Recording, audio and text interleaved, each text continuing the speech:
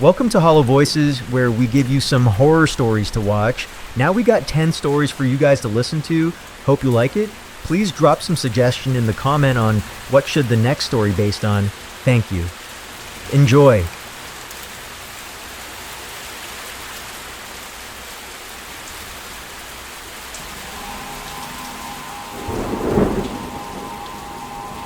John stood quietly at the foot of the building. The same building he had visited every Sunday as a child. Now it loomed over him like a forgotten memory. Tired, decaying, and silent. He fumbled with his keys, looking for the old brass one his grandma gave him. She had just passed away, and he was here to collect a few papers, and maybe a piece of himself he'd left behind. The door creaked open with effort, as if it hadn't been moved in years. The air behind it was heavy, stale with memories. John stepped inside, half expecting her voice to greet him, but there was only silence. He moved down the hallway slowly, the sound of his footsteps swallowed by the thick, suffocating quiet. But something else was there. A sound, subtle, repeating, a low thumping, like a heartbeat muffled behind walls. He made his way up the familiar staircase, careful not to trip. Each step felt like it echoed a decade of history, of dinners, of lullabies, of life.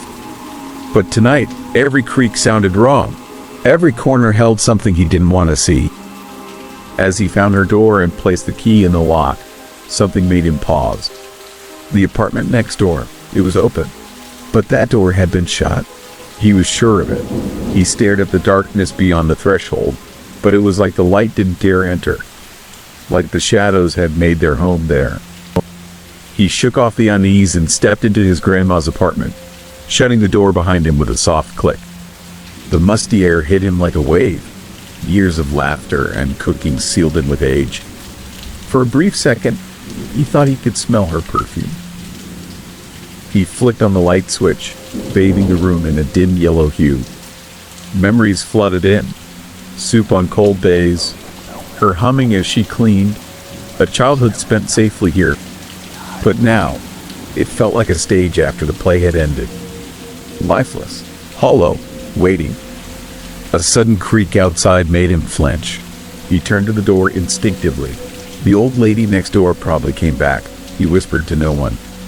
But his voice sounded foreign in this place. Thin, scared. He took a slow step toward the door. Something had moved.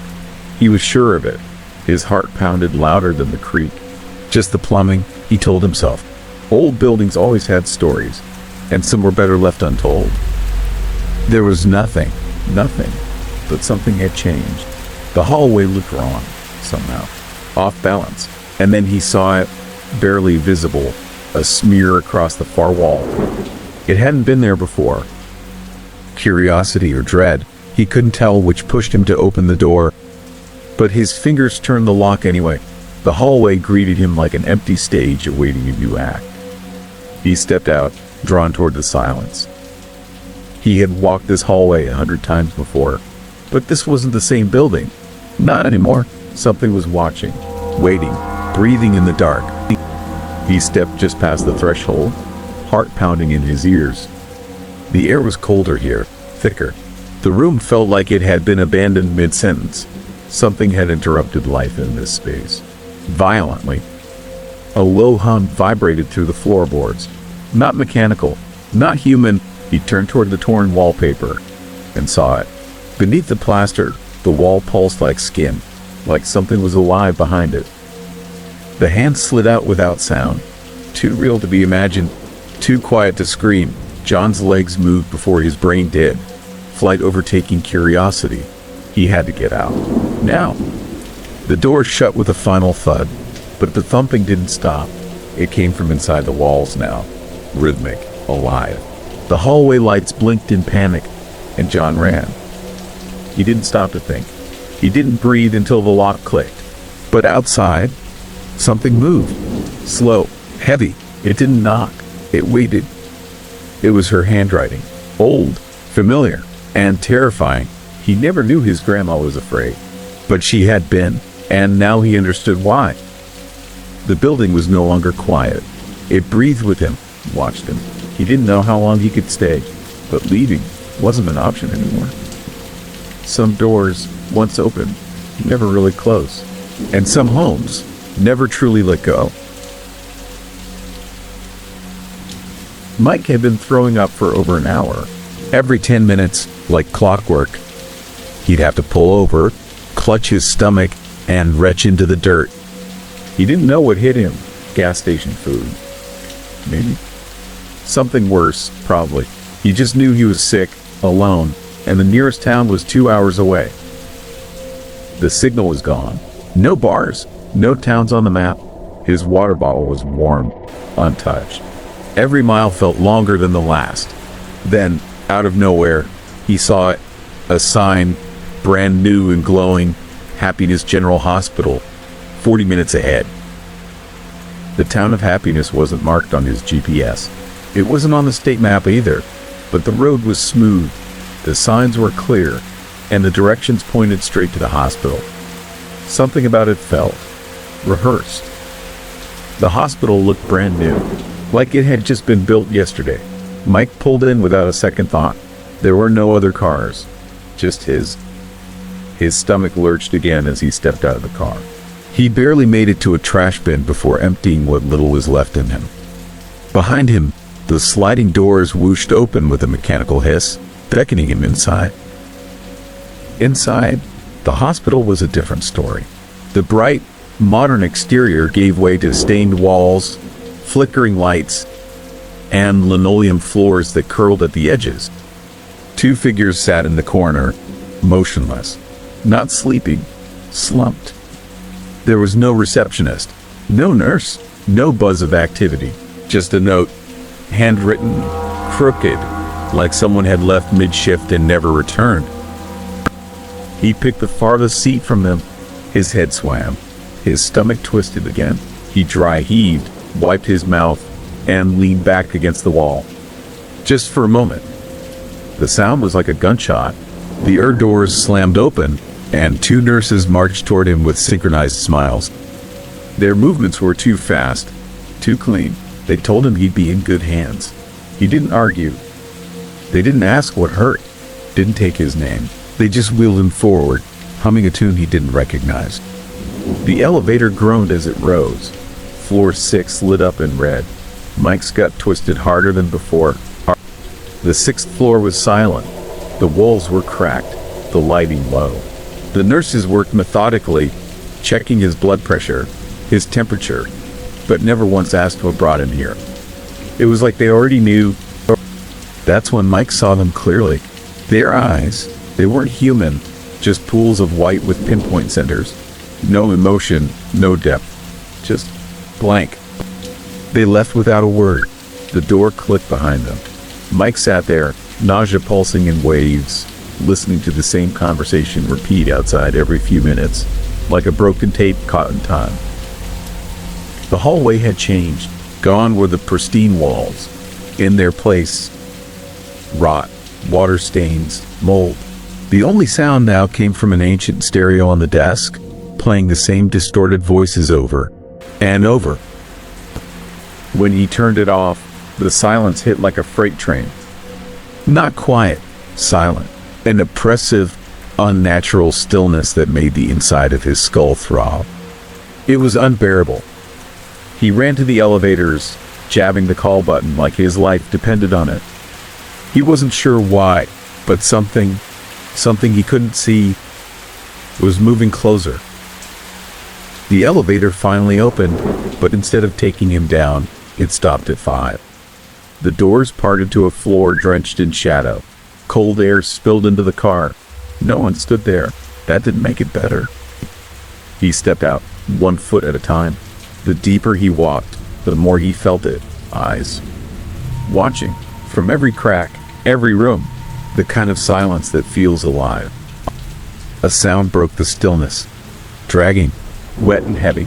Mike turned a corner and saw a doctor, head low, pulling a moving sack. Whatever was inside was struggling. The doctor stopped, then slowly raised his head. His face was hollow, his eyes dead, and he stared, not like a person, but like something that wasn't supposed to exist.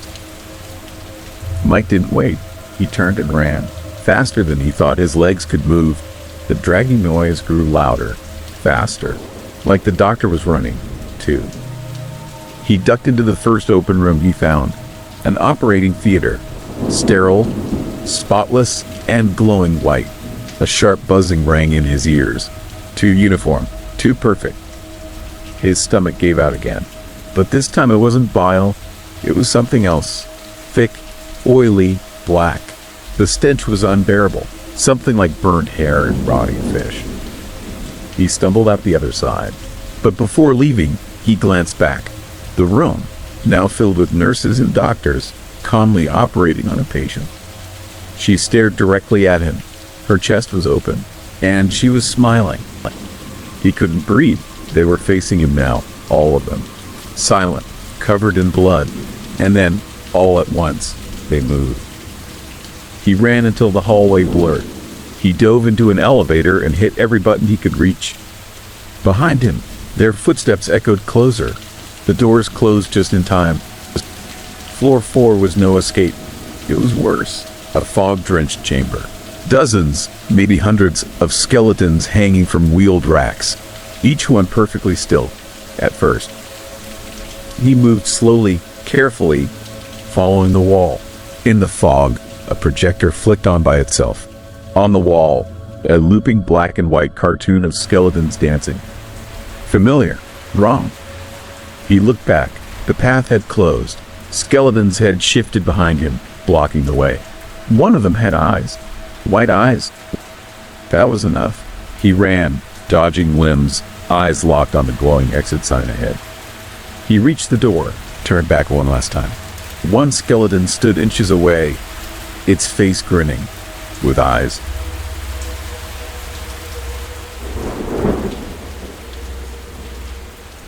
They say small towns are safe, but every place has rot, tucked neatly behind closed doors and polite routines.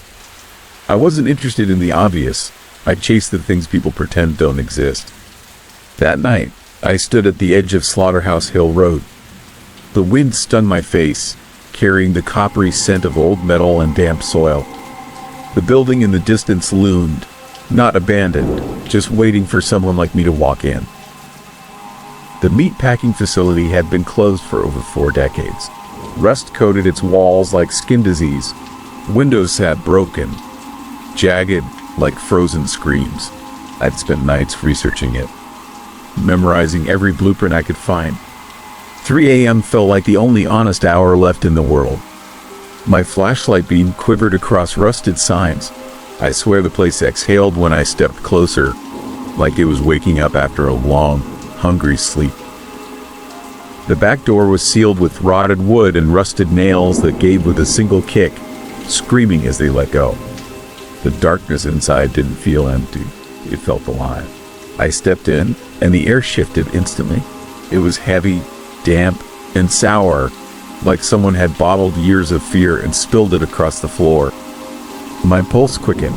Every instinct told me to turn back, but I've never been good at listening to my instincts. The interior was chaos wearing the mask of structure, conveyor belts covered in dust, chairs stacked like barricades, and mold reclaiming everything. It looked like someone had tried to live here after the factory died, badly. The silence was loud, punctuated only by the occasional creak or metallic groan. My light passed over a child's doll, face melted, arms missing. It sat on a table beside a cracked teacup full of nails. I felt watched. I found a staircase and took it, slow and cautious. The wood underfoot was soft, too soft, and moaned with each step like it resented being disturbed. The air changed as I climbed. It thickened, took on a cloying scent like decaying meat soaked in bleach. My flashlight dimmed for a moment, flickering against the damp walls. I gritted my teeth and pushed forward. I told myself it was just an old building. I knew I was lying. The stairwell led to a crumbling sky bridge, suspended above the old slaughterhouse grounds. Shattered windows let in the rain, and each drop echoed like footsteps across the rusted metal. I held my breath, hoping the floor wouldn't give out. Crossing it felt like walking a spine, brittle, twitching. On the other side, a thicker darkness awaited, the kind that doesn't just obscure, it swallows. I found a new stairwell, one that led down, 3 floors of concrete descent, each step colder than the last. The walls were strangely clean, untouched by graffiti or grime, like someone had been maintaining them. At the bottom, a white door, chipped and pale like old teeth. The hallway was dead silent. It felt like I had stepped into a different building altogether, or maybe something was building itself around me. The door was decorated in madness. Stark black lines drawn like the hand had been shaking with rage or pleasure. A woman's body, head severed, eyes wide and hollow. Beside her, words scrawled in uneven lines. She saw too much, and a mangled Dante quote about descending into hell. It wasn't art. It wasn't rebellion. It was a message. Someone had been down here. Someone who wanted to be remembered. I opened the door with trembling fingers. The stairwell beyond was tight, suffocating. Red graffiti covered the walls. Violent, twisted images of ritual, agony, and things I didn't recognize. Some sexual, all depraved. My red-lensed flashlight made everything worse, like I was seeing the world through blood. The further I descended, the more it felt like I was being digested, swallowed deeper into something ancient and cruel. The second door was heavier than the first. On it, the word "leave" was painted in frantic black strokes. Not a warning, a dare. My instincts were screaming now, clawing at the inside of my skull. But fear is a strange thing. When you've come this far, it doesn't stop you. It just follows. I reached for the handle. The metal was warm, almost breathing, and still, I opened it. The basement yawned open, a cavern of pipes and steam. The boilers hissed softly, as if they'd just finished working. Strange medical tools cluttered the floor. Forceps, clamps, syringes, all crusted with time. But the room was too clean for decades of dust. Someone had been here recently. The smell was revolting. Bleach, mildew, something sharp and sour. And beneath it all, the stench of something long dead. I followed the stink to a side room. What I saw inside has never left me. A mattress sat in the center, dark stains soaked deep into its surface. Surrounding it, ropes, syringes, latex gloves, cigarette butts, broken glass. And blood, so much blood, fresh in places, dried in others. On the walls, crude drawings in smeared red. I couldn't move, couldn't speak. My brain kept repeating the same word. Ritual. Near the mattress stood a VHS camcorder on a tripod, pointed perfectly, framed like it had purpose. The red light was blinking, still powered. My hands shook as I reached out to touch it. There were magazines scattered nearby, torn and crusted. A bottle of cheap scotch lay empty beside a rusted blade. Every inch of this place screamed not just of violence, but of obsession. This wasn't an accident. It was a performance. I played the tape. I wish I hadn't. The screen lit up with flickering static, and then movement. Voices. Pleading. A woman. A man in a makeshift mask made from a pillowcase. What followed was something no human should witness. There was pain, laughter, blood, and finally, silence. And then another tape began. And another. My skin went cold. My heart felt hollow. I knew I was looking at evil. Not just madness, but methodical, loving evil. I don't remember leaving. Just the feeling of wet air on my face, like coming up from drowning. My lungs felt poison. I ran until my legs refused to carry me. Somehow I made it home, collapsed onto the shower floor, and scrubbed myself raw. The camera, still in my backpack. I didn't know what to do. My hands wouldn't stop shaking. I had seen something no one was meant to find. And now, it knew I had seen it. I gave the tape to Grady, told him not to watch it. But of course, he did. I stayed in the hallway while he pressed play. I could hear it from outside, and just the sounds were enough to make me vomit again. When I returned, he was pale, tears clinging to his jaw. We agreed to give it to the police. It was the only option, but we were already too late. The tape had done what it came to do. It had spread. That night, everything changed. We tried to sleep, but the tape, it played by itself. The TV came on. The VCR clicked. Lights stopped working. Bulbs unscrewed. Only the screen stayed bright, humming softly like it was alive. We ran, but the house didn't let go easily. It grabbed at us with silence and shadow, and then we tripped over Dean. Dean, our roommate, what was left of him lay twisted at the foot of the stairs. Blood on the walls, his body rearranged, not just killed, displayed. I fell into him, his blood smearing across my face. Grady pulled me up. We didn't speak. We ran. The police arrived in record time, but the tape, it was gone, like it had never been real. But we knew better. We had lived it. We checked into a hotel, the brightest one we could find. For the first time in hours, we felt safe. But safety is a lie. I woke up to find Grady gone and a VHS on the nightstand. This one showed Grady's death. That same man in the mask. Same room. Same smile. I didn't scream. I couldn't. I just sat there, hollowed out, waiting for the tape to end. I knew then. No one walks away from this. I mailed the tape to the police and ran. I didn't care where. I just needed to be far. 5 years passed. I tried to live, tried to forget. But this morning, I found a blank VHS in my mailbox.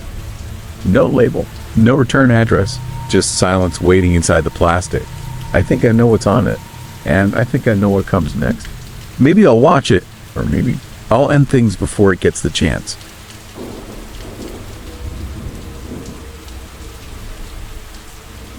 Sarah never slept well in hotels. Something about sleeping in a bed used by countless strangers unsettled her. This Christmas Eve made it worse. Stuck in a roadside motel thanks to a snowstorm, far from family, surrounded by silence and the faint hum of buzzing lights. As she stepped into the room, the scent of heavy cleaning products clung to everything. It wasn't cozy. It wasn't safe. It just felt off. The room was ordinary on the surface. 2 beds, a yellowed lampshade, a microwave that probably hadn't worked in a decade. Her mom and brother slept in one bed. Her dad snored quietly beside her in the other.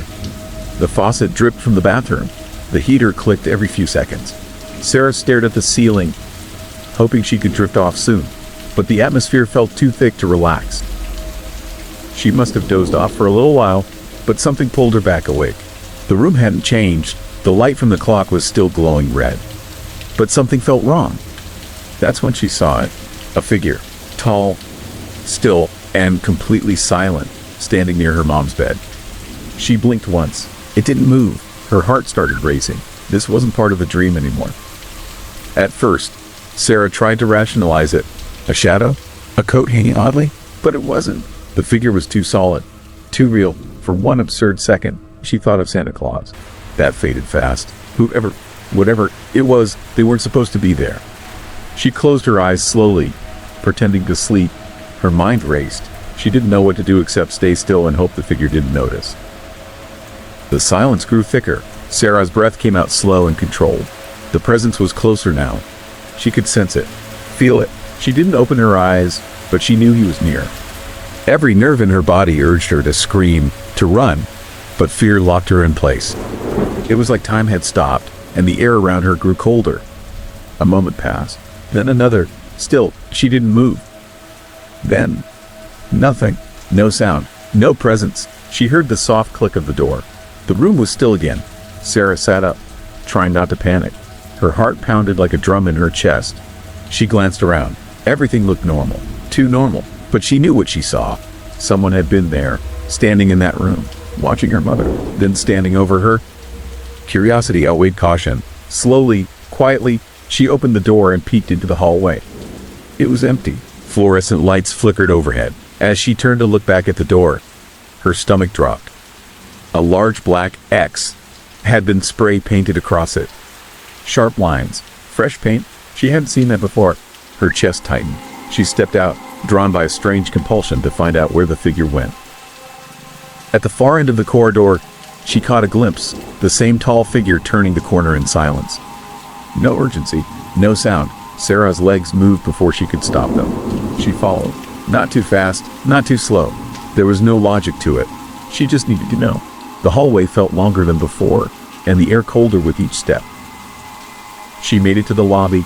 No one was there. No concierge, no night clerk, not even the usual sounds of an old TV behind the desk. It felt abandoned. She scanned outside through the frosted glass. The snow-covered lot was empty. No movement, no footprints. Whoever it was had vanished without a trace. That's when reality returned, and she realized how vulnerable she truly was. She wrapped her arms around herself, realizing just how cold she was. Her thin sleepwear wasn't enough. She hurried back upstairs, suddenly hyper-aware of every creak and shadow. Her door was still marked with the X, a fresh reminder. What had that meant? Why her room? Why her? Sarah didn't have answers, only questions, and an overwhelming urge to lock the door and never open it again. The door was open. Not just unlocked, wide open. Sarah froze in the hallway, debating whether to go inside. Cautiously, she entered. Everything looked untouched. Her parents still asleep, her brother breathing softly. The room was silent, too silent. She closed the door gently and slid the bolt into place. There was nothing left to do except wait out the night and pray that it was over. She never slept. She stared at the ceiling until morning light crept through the curtains. Her thoughts ran wild. Had anyone else seen him? Was he watching someone else now? Or had he picked her specifically? Her eyes burned, but she stayed alert. As the room began to stir and her family prepared for the drive to the airport, Sarah said nothing. There were no words that felt right, no words that felt safe. Hours later, in the car, Sarah searched her bag for headphones and found something she hadn't packed. A piece of paper, folded once, clean and crisp. No envelope, no signature. Her heart thudded as she opened it. It was short, just a sentence. Her hands trembled as she read the words, each one confirming everything she'd tried to doubt the night before. I knew you were awake. That's all it said, 5 simple words, but they chilled her to the bone. It hadn't been a dream. Someone had been there, standing beside her, and they'd known she was conscious the whole time. They'd left the note on purpose, a message, a warning, or maybe a promise that this wouldn't be the last time. 2 months passed. The notes didn't stop. Some arrived folded in her mailbox. Others appeared inside drawers she hadn't opened in days. No threats, no demands, just short, quiet messages that proved one thing. She was still being watched. Sarah hasn't told anyone. She barely sleeps. And now, every night when she closes her eyes, she waits to hear that door click open once more.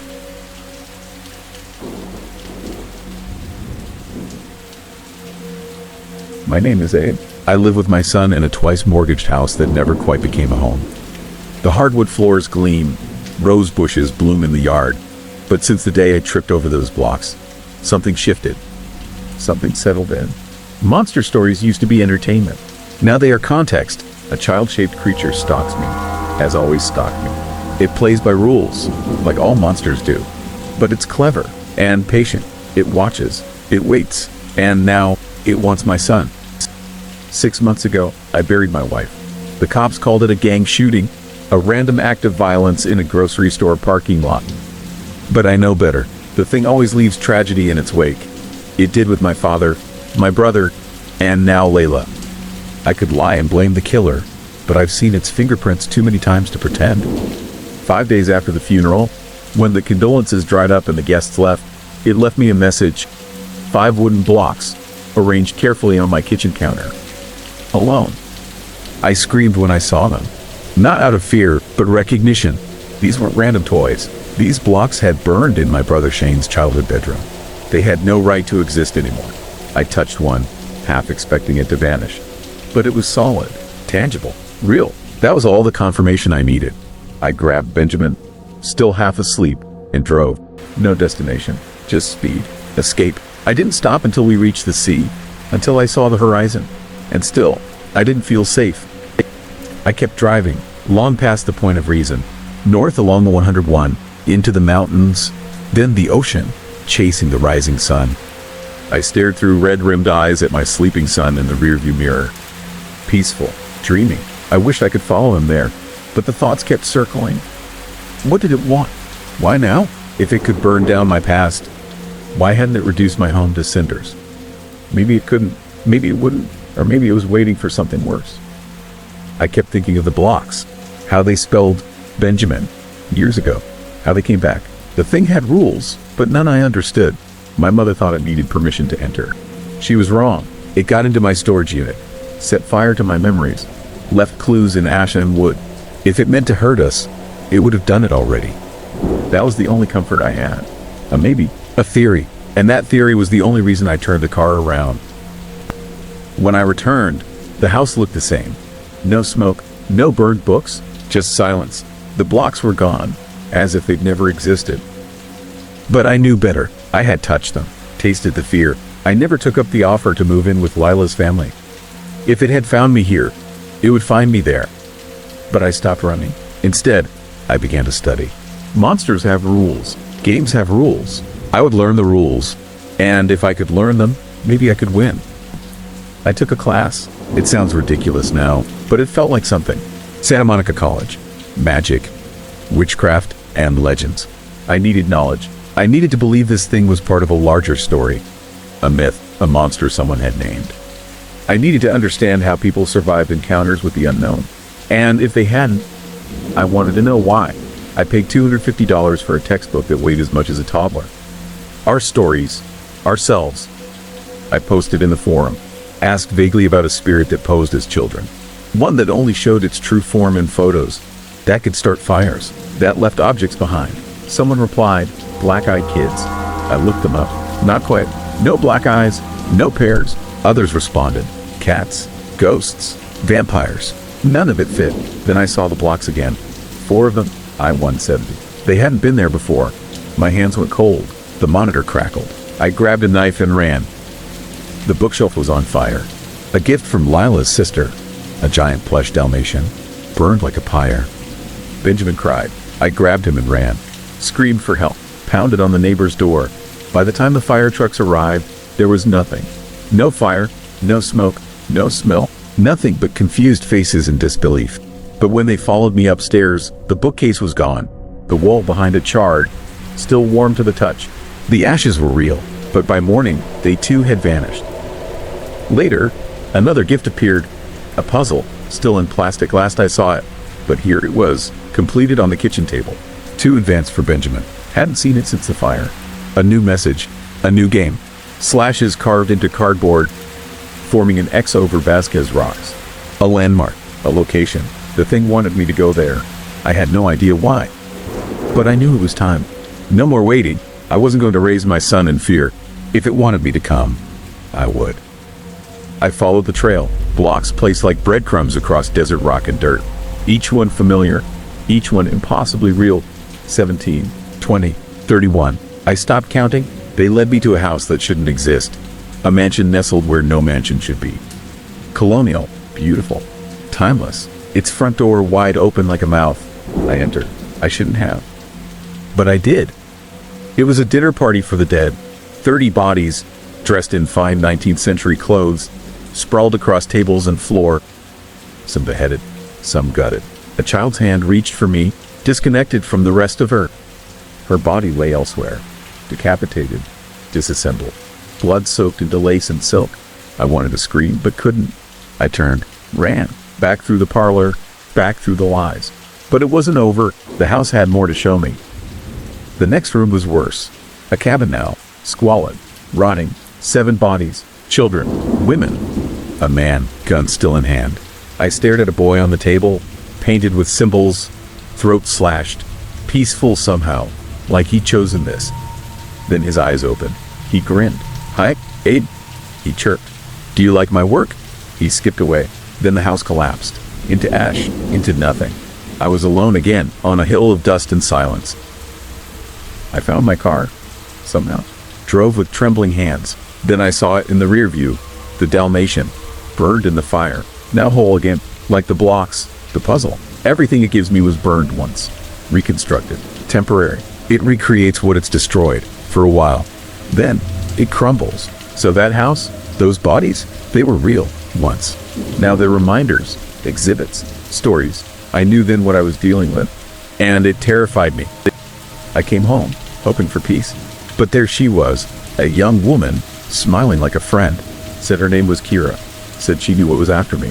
She looked normal, too perfect. I reached for my pepper spray. She begged me to listen, told me the thing was after her too, but all I could hear was the whisper in my brain. Run. It found me again, and this time, it had a face.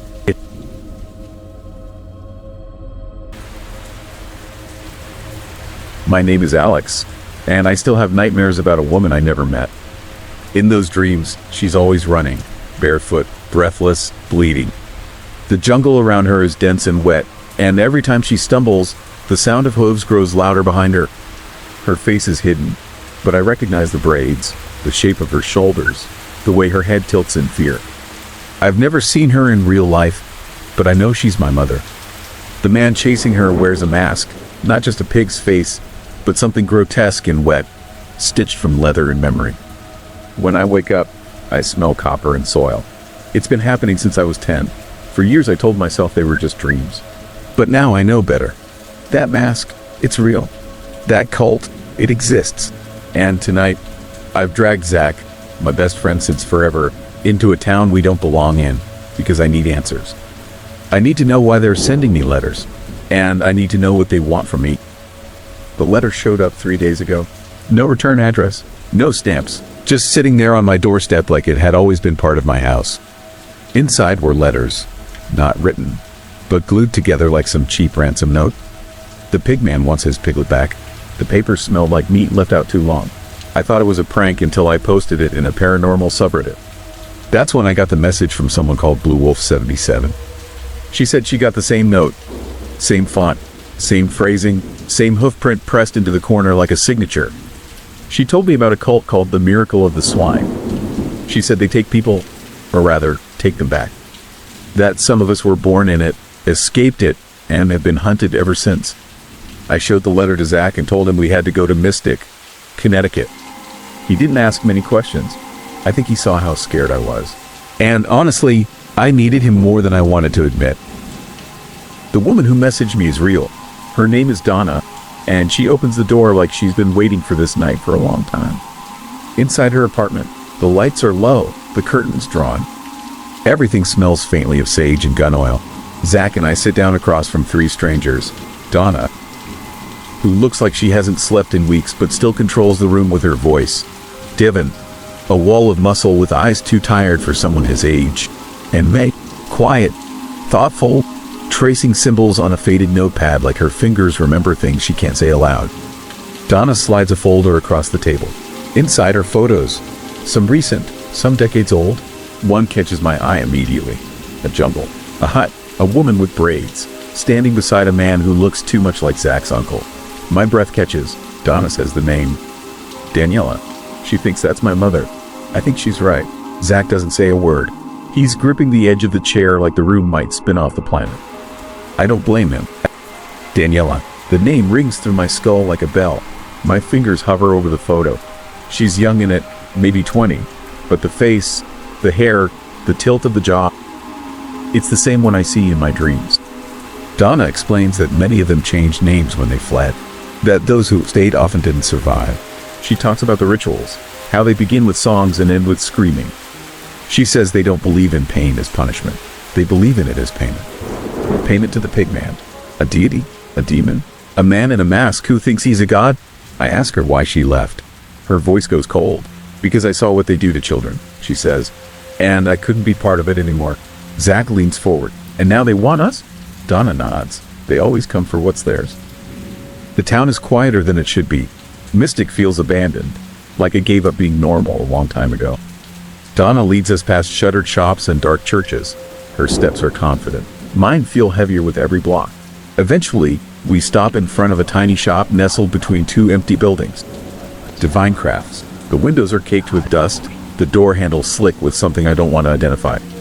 Donna knocks once, twice, then whispers, "The piglets have returned to their sty." A man opens the door. He doesn't speak, just nods and lets us in. The place smells like wet hay and burnt incense. He hands us robes. Mine feels damp. Then the mask. Thick leather, patches of fur still clinging to it, a snout hand stitched into place. I gag, but I wear it, because I have to. The chapel beneath the shop is like something out of a nightmare I forgot. It's narrow, and the ceiling is too low. We file into rows of wooden benches facing a grotesque altar, a totem carved from wood, shaped like a pig standing on two legs, its eyes made of cracked glass. The chaplain steps forward in robes crusted with dried blood and sweat. He begins to speak. Twisted scripture spills from his mouth, verses I half recognize but barely understand. They chant back to him. The others, the faithful, they say the words like they're being squeezed from their throats. Then, one by one, they rise and smear the altar's blood on their foreheads. I see Donna stand. Her mask tilts down, but instead of stepping to the altar, she reaches into her robe and pulls out a gun. Everything happens too fast. Donna screams, "You don't get to take anyone else," and fires. The chaplain's shoulder bursts in red. He doesn't fall. He doesn't flinch. He smiles. The swine must drown. He hisses. Then the torches flicker and die. Total blackness. Screaming. Not just human. Something deeper. Guttural. I feel it before I hear it. A snout, wet and breathing, brushing against my cheek. I try to move, but I can't. The mask tightens, the leather pulling tighter around my jaw. Zach yells my name. I yell his. Then a hand grabs my wrist. Then nothing. I wake to the sound of dripping. I'm tied to a post, my arms behind me, the wood slick with algae. We're on a dock, maybe a pier, above water so black it looks like ink. The others are here. Zach, May, even Devin, all bound the same. And then he steps forward. The pig man. Not a costume, not a mask. Something more. Wrong. The skin around the snout pulses. The eyes are bulbous and wet, but too human. The chaplain stands beside him, rambling in some old dialect. Then he raises an axe. Blood for water, he says. Flesh for flood. I ask if he killed my mother. He laughs. Your mother fed him, he says. She was his favorite, until she tried to run. The world tips. Something snaps. Donna, somehow free, rushes the pig man and shoves him off the dock. They vanish into the water with a crash. The chaplain lunges toward Zach. Devin's ropes break, and he swings the axe with a howl. Blood sprays. The screaming stops. For a second, I can't move. Then Devin's at my side, hacking the ropes, dragging me upright. The others scramble. Zach's hand is in mine. We run, up the dock, into the night. The sounds behind us are unnatural. Squealing, gurgling, chanting. But we don't look back. We just run until the sky turns gray. Morning arrives like a lie. The Blue Jay Inn smells of coffee and maple syrup. Zach sits beside me, his hands trembling as he pours orange juice. I haven't slept. Every time I close my eyes, I hear snorting, squealing. Donna appears from the kitchen, dressed like a hostess. She's smiling, calm, too calm. She sets a plate in front of a couple at the corner table. Thick slices of ham, steaming, fragrant. Prepared fresh last night, she says. The couple thanks her, oblivious. I stare at the meat. I know what was on that dock. I know who didn't come back. Donna meets my eyes and winks. I excuse myself, rush to the bathroom, and vomit. Some stories don't end. They just get quieter, and I think mine is just beginning.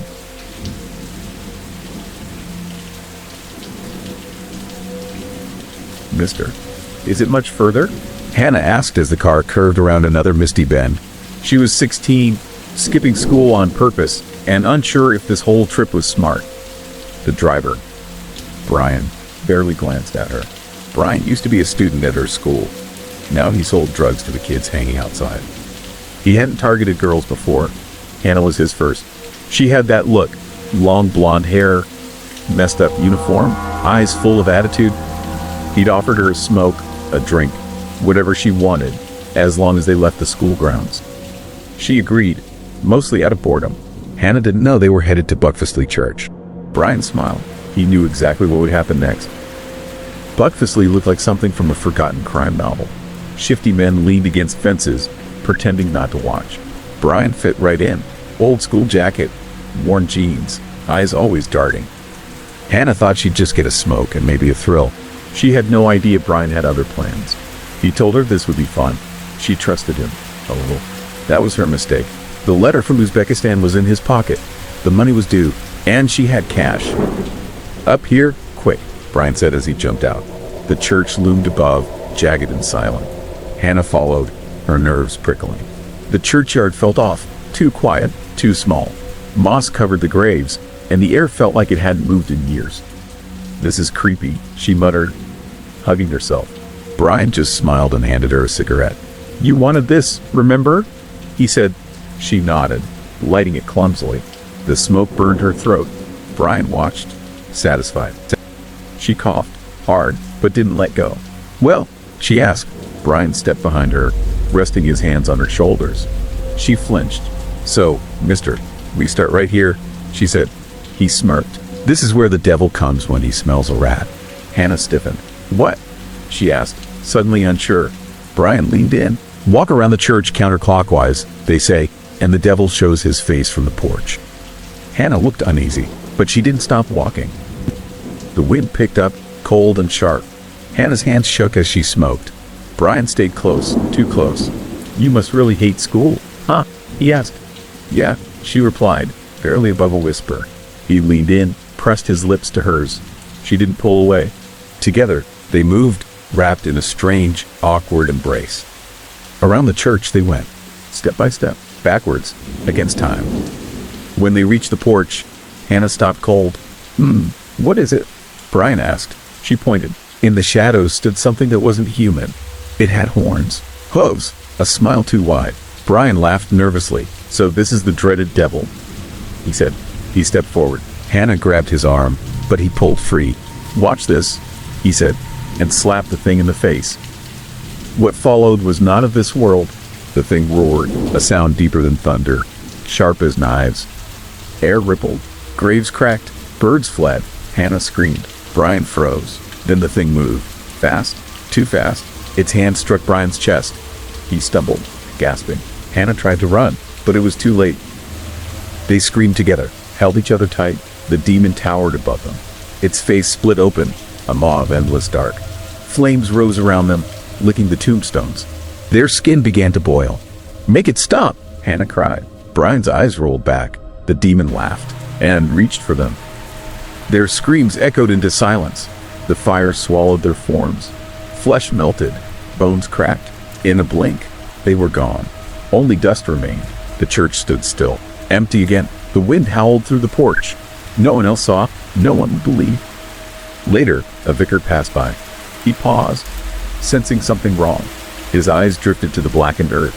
He knelt, touched the ashes. Something whispered. He looked toward the porch and swore he saw eyes watching. The devil had come, and 2 more souls had walked into his trap.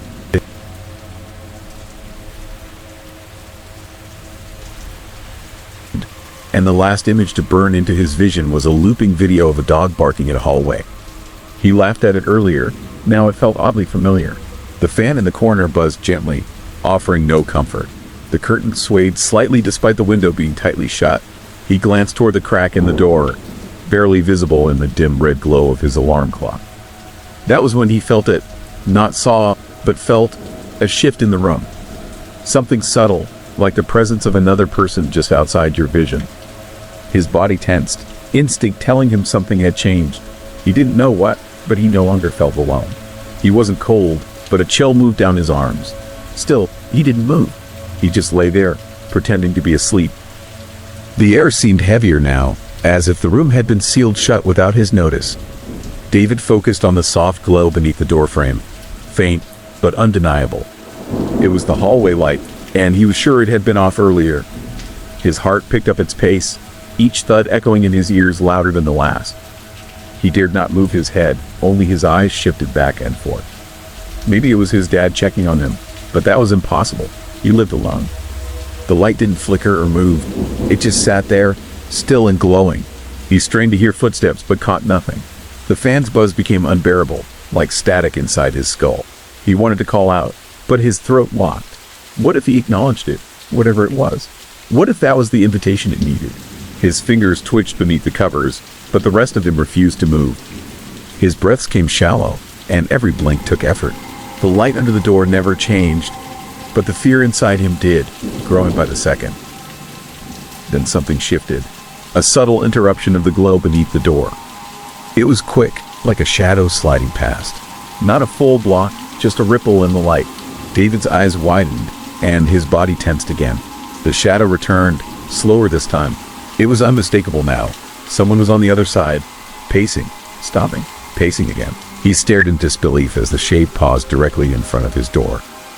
The light vanished completely for 3 full seconds. Then it returned, undisturbed.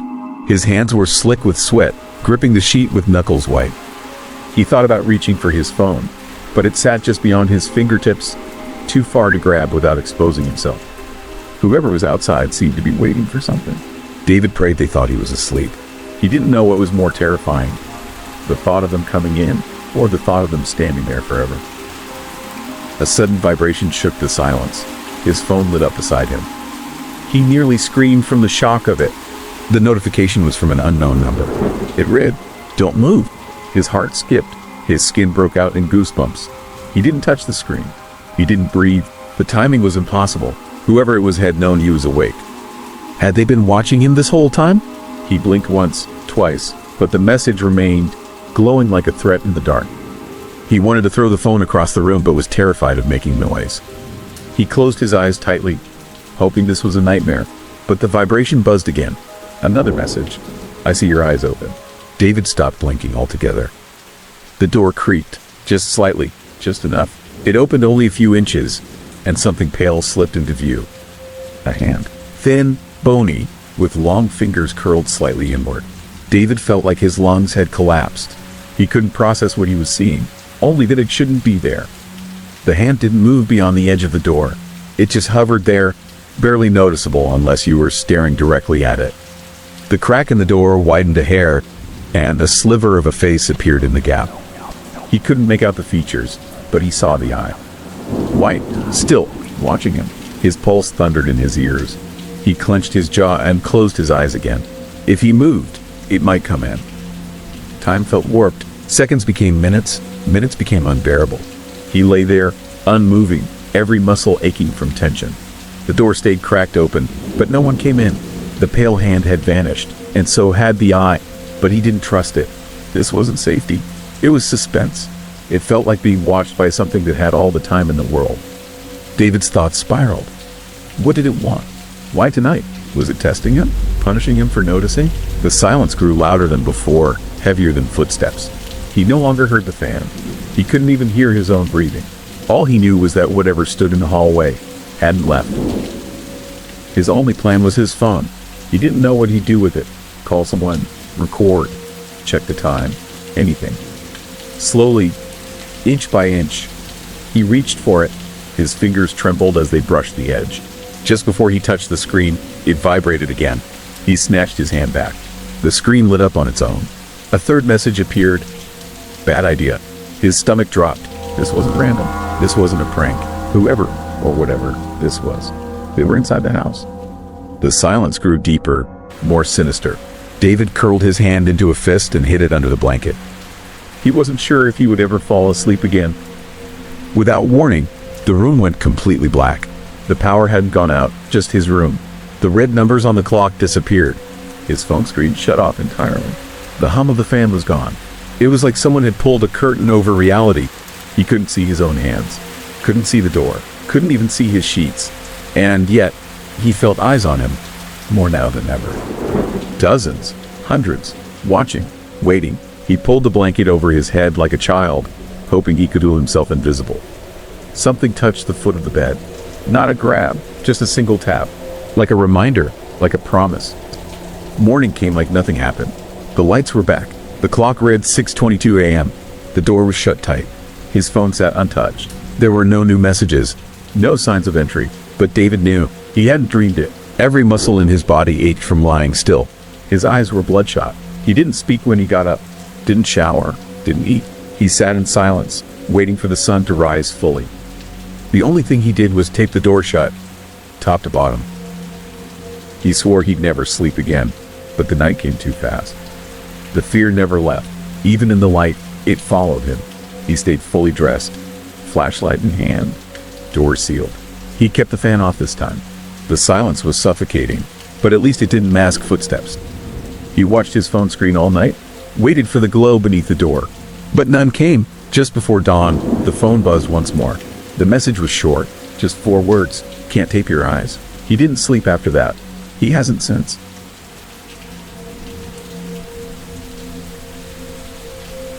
James didn't know how long he'd been hiding. The air had grown stale, and the cold had settled into his bones. Every creak in the building sent a surge of electricity through his limbs. He had stopped checking the windows. The thing always showed up when he looked. He hadn't always been this afraid. At first, it was just a strange shape in the distance, moving across the golf course under moonlight. He had assumed it was a lost hiker, clumsy but harmless. But then he saw it again, and again, always shambling, always silent. Its form didn't belong to a human. Not really. The way it sagged and dragged itself forward felt wrong, like it was hollow, or worse, filled with something else entirely. Now, hidden deep in the building, James was praying that hollow thing didn't find him. The first time James had seen the thing, he was setting up for a wedding, ironing white tablecloths near the large glass windows of the event suite. It had been almost 8 p.m., and he remembered the exact time only because he'd checked the clock right after. The figure had been far off in the distance, trudging slowly along the edge of the course. Its color was strange, a dull brown that somehow stood out against the green, even in moonlight. James had shrugged it off as a lost rambler. This was Cornwall. After all, odd things happened all the time. People got enchanted by the landscape, wandered off paths, but something about the way this figure moved had stuck in his mind. He didn't realize it then, but he hadn't looked away because it was odd. He'd looked because it unsettled him. He pushed the thought aside, finished his shift, and later swapped to his night porter duties. He didn't think he'd see it again. He definitely didn't think it would come back for him. When James saw the thing again, it was several days later during a routine patrol. He had just yanked shut the restaurant fire doors and glanced out through the glass. There it was, shambling again across the distant path. But this time, it was closer, bigger, more detailed. Its arms sagged forward unnaturally. Its entire frame slouched with each dragging step. It didn't walk. It collapsed and recovered in rhythm. Something about it resembled a puppet or a scarecrow in motion. James froze, eyes locked. The thing wasn't walking the path. It drifted across it, as though direction was meaningless. He should have called someone. Should have taken a picture. But he just stared until the thing disappeared into the dark once more. That night, James told himself he was just tired. Maybe he'd imagined it. Maybe it was just a shadow near the trees. He didn't want to admit how it made him feel, so he avoided windows, dodged outside patrols, claimed the cold was too much. His colleague had handled the rounds while James stayed tucked away, haunted by the memory of that shambling shape. But the next night, he couldn't keep avoiding it. With no more excuses left, James took to the grounds again. The wind whispered through the hedges. The stars overhead blinked dimly. He tried to convince himself the thing wouldn't return. But every sound, every footstep that wasn't his, said otherwise. When James next saw it, the truth shattered any hope he had of being mistaken. It emerged from the hill slowly, its silhouette framed by the building's security lights. This time, he saw everything. The tubular limbs, the sagging neck, the total lack of a face. Its skin, or whatever covered it, was hair. Thick, matted, brown hair, like wet moss hanging off a scarecrow. It moved like something trying to remember how movement worked. It didn't stumble, it flopped. And with every step, James felt it growing more real. The air around him grew colder. He couldn't move. It was heading straight toward the window. Not just the building, his window.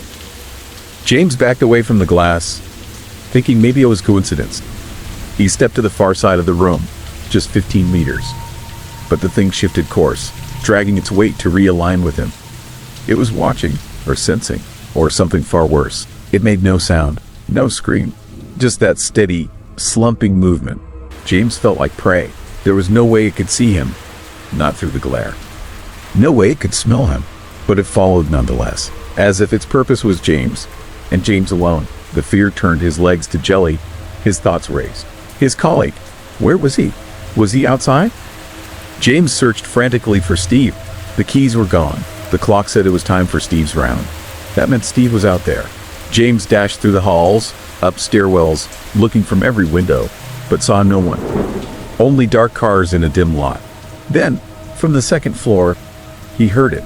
The breathing, slow, wheezing, deliberate, like air forced through something thick. He peered down. There it stood, directly outside the glass doors, waiting, rocking back and forth, a shape too big to be real. James didn't blink, couldn't.